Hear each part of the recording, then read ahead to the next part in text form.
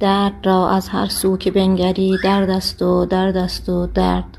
رد پای دال را در پس گذشته پردردش نهان نتوان و بر پرده انظار آویختن مروت نبود.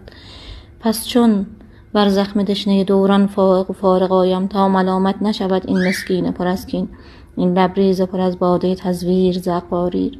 در ورطه آلام نکوهیده این خلق در افتادن و خفتن کمی نیست ز میت به ید خبره غسال سپردن. شب تاریک و بیم موج و گردابی چنین حائل، کجا دانند حال ما را سبک باران ساحل ها. کجا دانند حال ما را سبک باران ساحل ها.